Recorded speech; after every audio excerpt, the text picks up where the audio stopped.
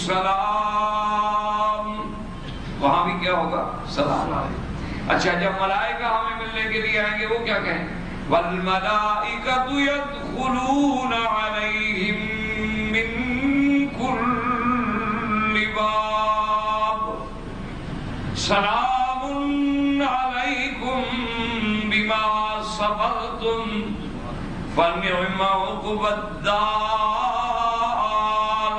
فرشتے جب آئیں گے وہ بھی مسلمانوں سے کیا کہیں گے؟ السلام علیکم۔ اور سب سے بڑی بات یہ ہے کہ میرا رب بھی کیا کہے گا؟ سلام قولا من رب الرحیم۔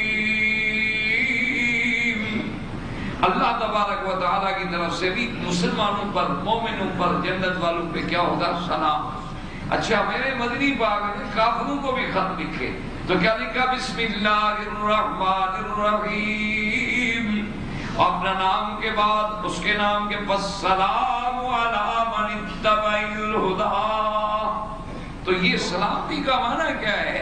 کہ یاد رہے کہ ہم تو سلام والے لوگ ہیں، صلح و آشتی والے لوگ ہیں، ہم تو سلامتی طلب کرنے والے لوگ ہیں۔ ہم تو کسی کو کافر کہنا، کسی کو کافر بنانا، کسی کے ساتھ بلا وجہ جنگ، جدل، لڑائی جھگڑے کے تو ہم قائل ہی نہیں۔ ہمارا تو شعار، ہمارا تو جیسے مونوگرام ہی سلام ہے۔ اور دوسرا لفظ کیا ہے؟ ایمان۔ ایمان کا مادہ کیا ہے؟ امن۔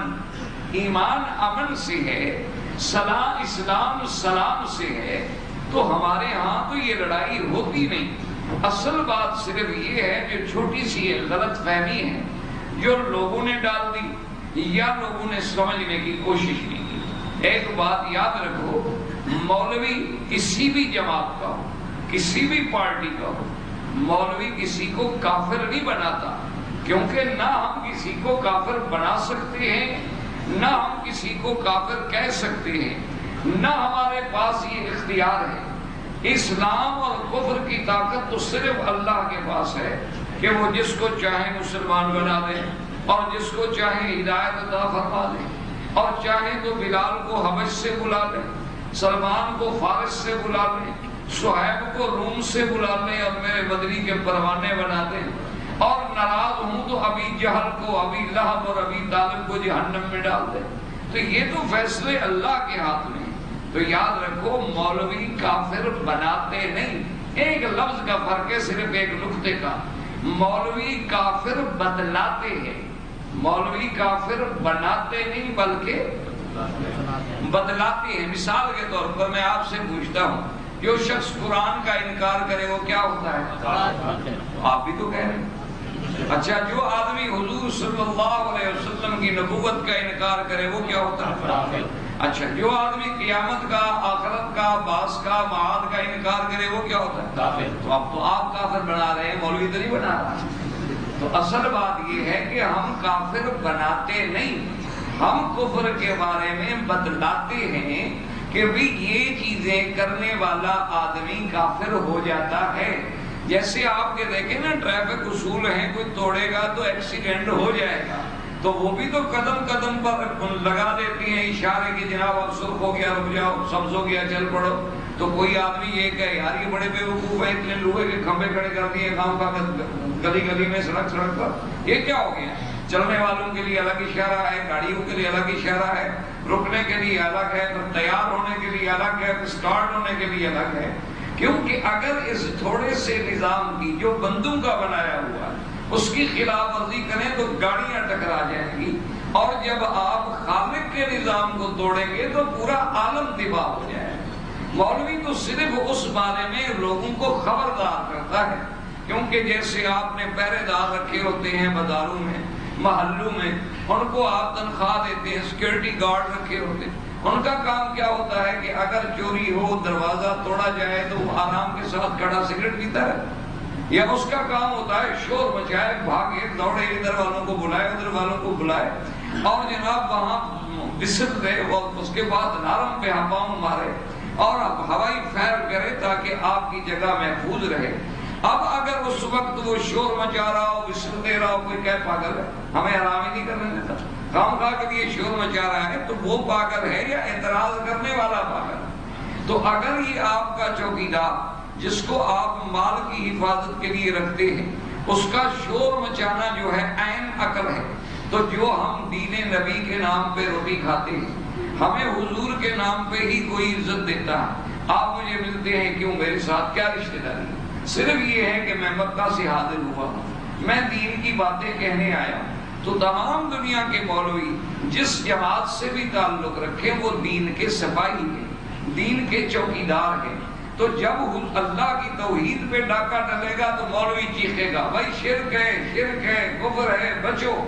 جب حضور کی نبوت پہ ڈاکہ ڈلے گا، ختم نبوت پہ ڈاکہ ڈلے گا، صدیق کی صداقت پہ ڈاکہ ڈلے گا، عمر کی عدالت پہ ڈاکہ ڈلے گا، عثمان کے حیا پہ ڈاکہ ڈلے گا، علی کی شجاعت پہ ڈاکہ ڈلے گا، حسنین کی شہادت پہ ڈاکہ ڈلے گا، اولیاء اللہ کی کرامت پہ ڈاکہ ڈلے گا، قرآن کی صداقت پہ ڈاکہ ڈلے گا، انبیاء کے معجزات کی حقانیت پہ ڈاکہ ڈلے گا، تو مولوی شور مچائے گا، کبھی ممبر پہ، کبھی مسجد میں، کبھی جلسے میں، کبھی اخبار میں، کیونکہ وہ اپنی ڈیوٹی ادا کر رہا ہے۔ اس پہ اعتراض کرنے والا تو غلط ہو سکتا ہے، لیکن مولوی حضرات کا یہ چیخنا جو ہے وہ غلط نہیں ہو سکتا۔ اب بات یہ ہے کہ ہم قادیانیوں کے خلاف زیادہ کیوں چیختے؟ اس لیے کہ آپ نے دیکھا ہے کہ اللہ نے قرآن پاک میں کافروں سے زیادہ منافقوں کی سزا رکھی ہے، یعنی کافروں کے لیے میرے آقا نے، سرکار دو عالم نے، جب حضور کا نام آئے تو درود پڑھ صلی اللہ،